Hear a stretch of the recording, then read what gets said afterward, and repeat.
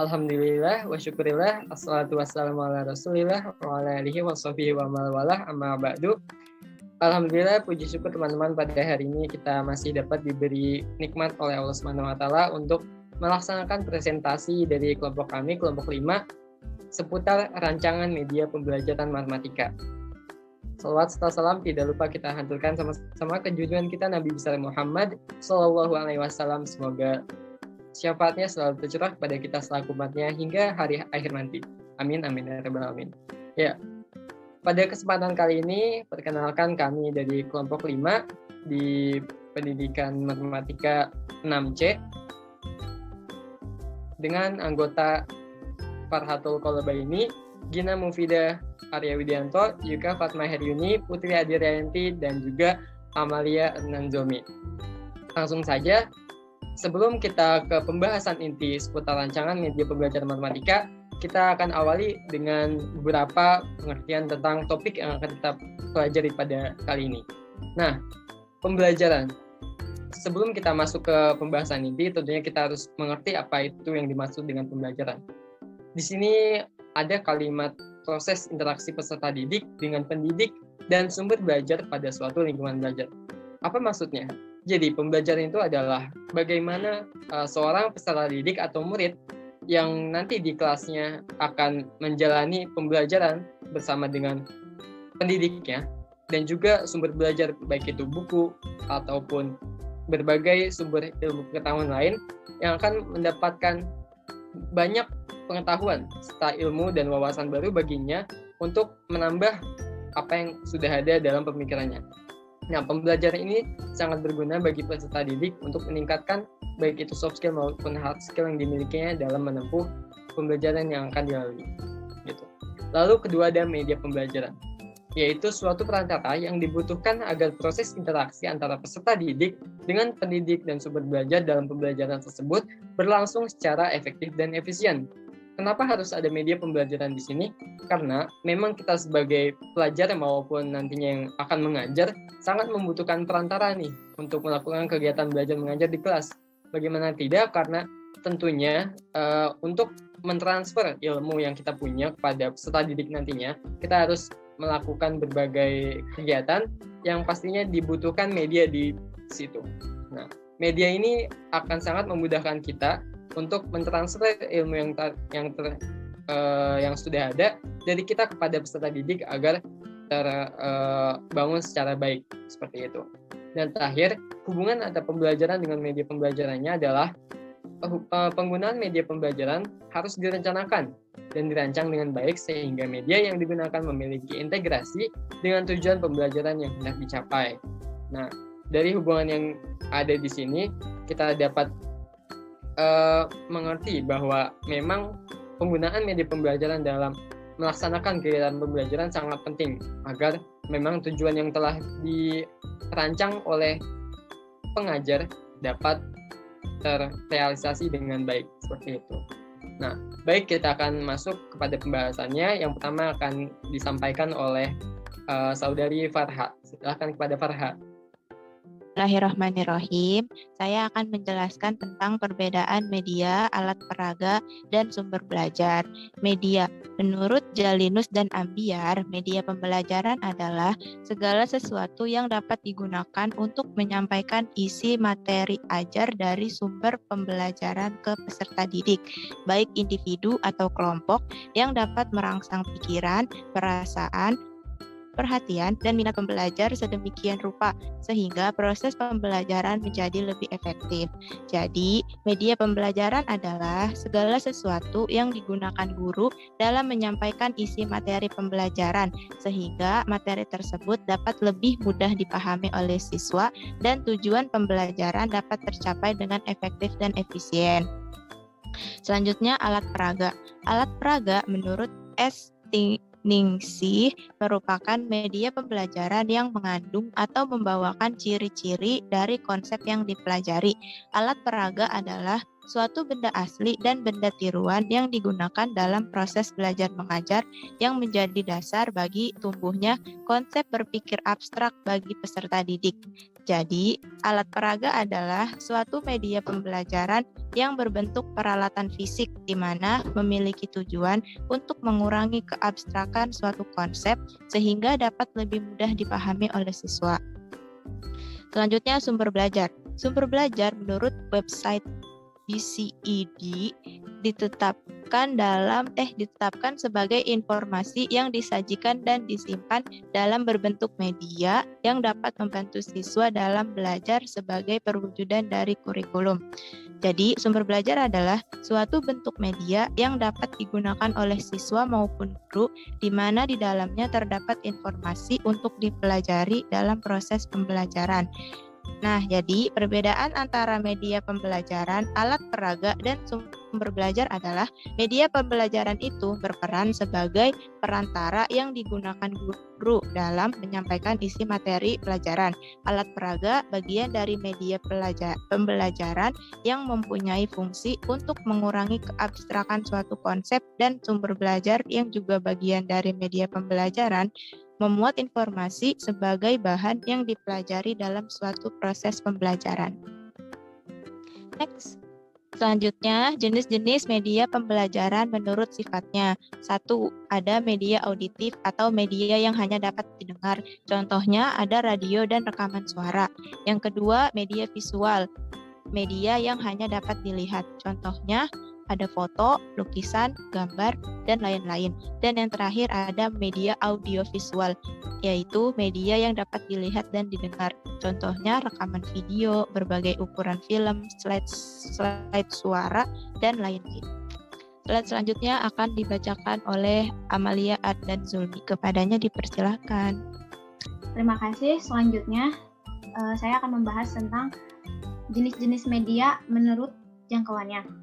Nah, dilihat dari kemampuan jangkauannya ini dibagi menjadi dua. Yang pertama itu media daya liput serentak dan yang kedua media daya liput terbatas. Media daya liput serentak memiliki daya liput luas dan serentak, seperti radio, televisi. Nah, melalui media ini peserta didik dapat mempelajari hal-hal atau kejadian-kejadian yang aktual secara serentak tanpa harus menggunakan ruang khusus. Yang kedua, media daya liput terbatas. Media yang dapat memberikan hal-hal tertentu karena terbatas ruang dan waktu.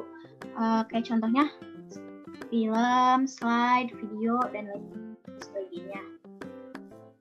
Next. Jenis-jenis media pembelajaran menurut teknik pemakaiannya. Dilihat dari cara atau teknik pemakaiannya, media ini juga dibagi menjadi dua. Yang pertama media proyeksi dan yang kedua media non-proyeksi. Media proyeksi itu media yang memerlukan alat proyeksi khusus. Karena media yang diproyeksikan seperti film, slide, film strip, transparansi, dan lain sebagainya. Jenis media proyeksi ini seperti film proyektor untuk memproyeksikan film, slide proyektor untuk memproyeksikan slide, OHP atau overhead projector untuk memproyeksikan transparansi. Kenapa? Karena tanpa adanya dukungan alat proyeksi ini, media semacamnya tidak akan berfungsi apa-apa. Media non-proyeksi, media yang tidak memerlukan alat proyeksi khusus, kayak contohnya gambar, foto, lukisan, radio, dan lain sebagainya. Selanjutnya akan dibahas oleh Gina. Ya, saya akan menjelaskan pemilihan media pembelajaran matematika. Menurut Sanjaya, dalam Ratumanan 2019-278, mendeskripsikan beberapa prinsip yang harus diperhatikan dalam pemilihan media sebagai berikut. Yang pertama, pemilihan media harus sesuai dengan tujuan yang ingin dicapai. Apakah tujuan itu bersifat kognitif atau afektif atau psikomotor?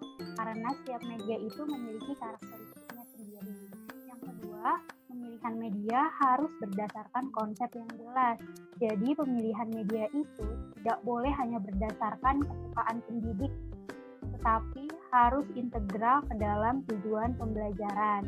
Yang ketiga, pemilihan media harus disesuaikan dengan karakteristik siswa, karena ada beberapa media yang sesuai untuk beberapa peserta didik, namun apabila diterapkan kepada peserta didik yang lain, bisa jadi media tersebut tidak sesuai. Yang keempat, pemilihan media harus sesuai dengan gaya belajar siswa serta gaya belajar dan kemampuan pendidik. Nah, jadi dalam memilih media pembelajaran, pendidik itu harus memahami bagaimana prosedur serta karakteristik dari media yang dipilih. Yang kelima itu, pemilihan media harus sesuai dengan kondisi lingkungan, fasilitas, dan waktu yang tersedia. Misalnya, kita ada di desa tersebut tidak memiliki akses internet.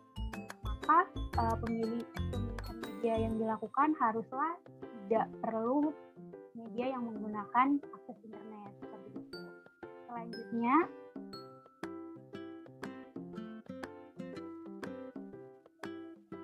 media pembelajaran matematika. Nah, dari prinsip-prinsip pemilihan media yang telah saya jelaskan tadi, dapat diidentifikasi aspek-aspek penting yang perlu diperhatikan berkaitan dengan perencanaan penggunaan media sebagai berikut. Yang pertama, aspek-aspek penting yang perlu diperhatikan dalam pemilihan media pembelajaran adalah materi pembelajarannya, termasuk tingkat dari materi pembelajaran tersebut. Apakah hanya pengetahuan, atau pemahaman, atau penerapan, dan sebagainya. Yang kedua adalah tujuan pembelajaran. Apakah tujuan pembelajaran tersebut bersifat afektif, kognitif, atau psikomotor. Yang ketiga adalah karakteristik peserta didik, termasuk gaya belajar peserta didik, serta tingkat kemampuan berpikir peserta didik. Yang keempat adalah model pendekatan atau strategi pembelajaran.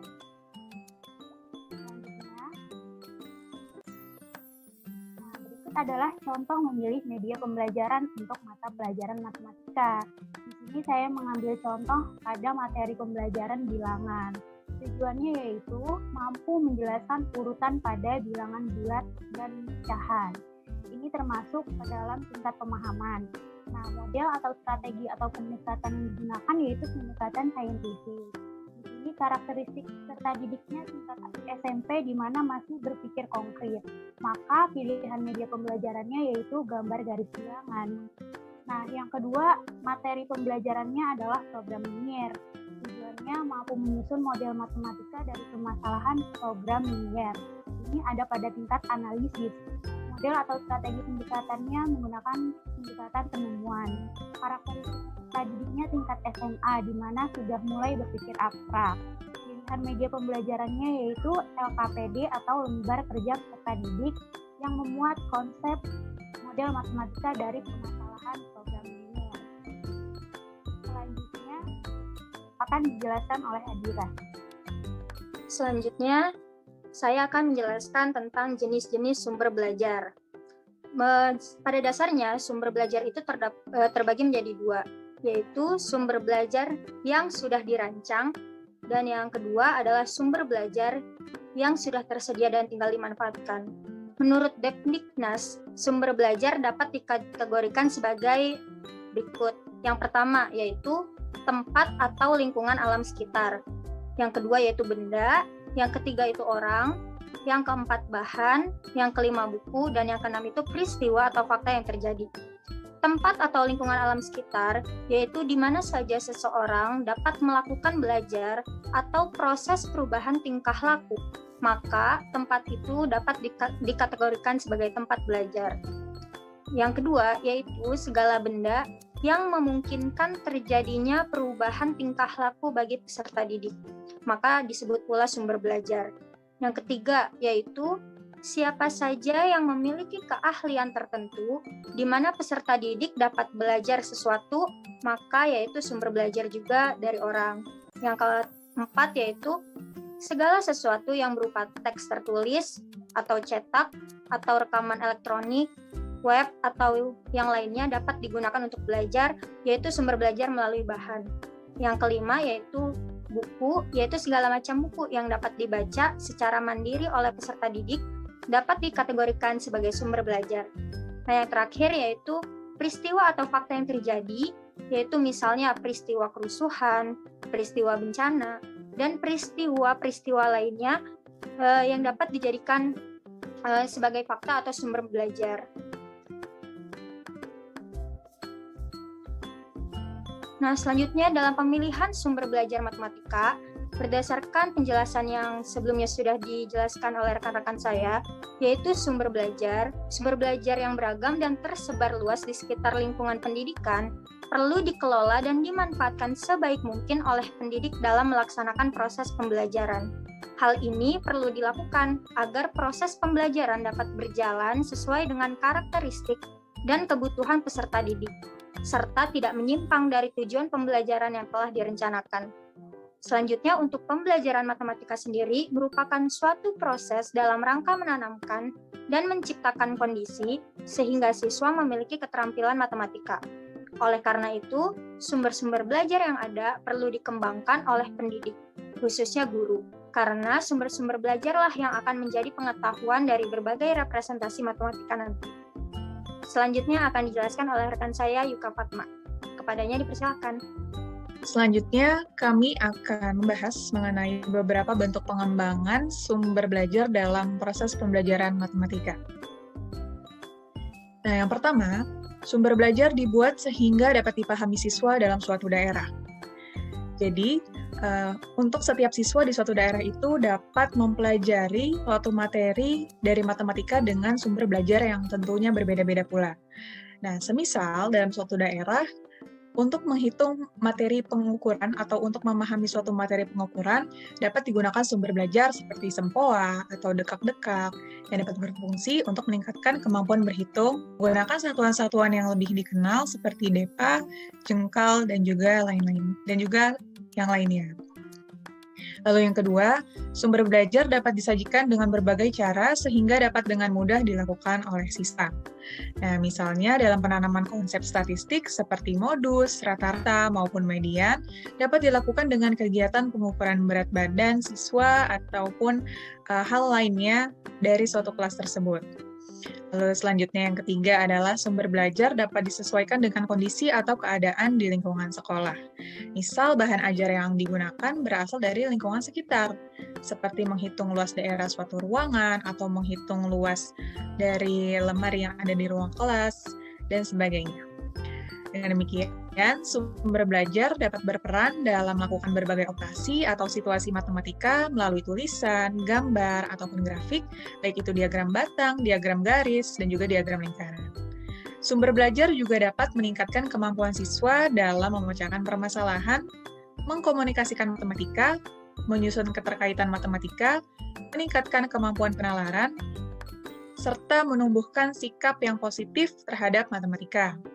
Sumber belajar seperti itu dapat dikemas dalam bahan ajar yang cocok, misalnya dalam bentuk cerita ataupun soal cerita. Next. Ya, baik, kita masuk ke tahap kesimpulan ya. Jadi terdapat perbedaan antara media pembelajaran, alat peraga, dan sumber belajar di mana media pembelajaran berperan sebagai perantara yang digunakan guru dalam menyampaikan isi materi pembelajaran, sementara alat peraga dan sumber belajar merupakan bagian dari media pembelajaran itu sendiri, di mana alat peraga berperan dalam menurunkan tingkat abstraksi suatu konsep sehingga lebih mudah dipahami oleh siswa. Dan sumber belajar memuat informasi sebagai bahan yang akan dipelajari oleh siswa. Nah, terdapat berbagai jenis media pembelajaran. Dalam memilih media tersebut, guru harus memperhatikan berbagai hal, di antaranya materi pembelajaran, tujuan pembelajaran, karakteristik peserta didik, serta model atau pendekatan atau strategi pembelajaran yang digunakan. Begitupun dengan belajar, terdapat berbagai jenis sumber belajar yang dapat digunakan oleh guru. Dalam memilih sumber belajar tersebut, guru harus memperhatikan berbagai hal. Misalnya, sumber belajar yang dipilih dapat dipahami oleh siswa. Sumber belajar dapat dengan mudah dilakukan oleh siswa, serta disesuaikan dengan kondisi atau keadaan di lingkungan sekolah.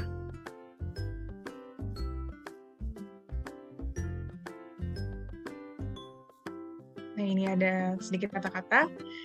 Murid-murid terbaik tak lepas dari guru yang baik pula. Terima kasih.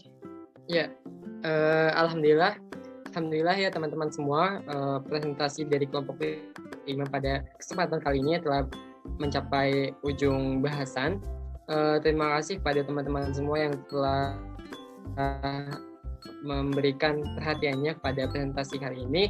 Semoga apa yang kita bahas pada kesempatan kali ini menjadi pembelajaran untuk semuanya, baik untuk kelompok kita pribadi dan juga untuk teman-teman semua. Terima kasih juga kepada dosen pengampu mata kuliah perencanaan pembelajaran matematika, Ibu Afidah. Semoga kita harapkan pembahasan kali ini dapat bermanfaat bagi semuanya. Sekali lagi terima kasih. Sekian dari kami. Kurang lebihnya mohon maaf. Wabillahi taufiq wal hidayah. Wassalamualaikum warahmatullahi wabarakatuh.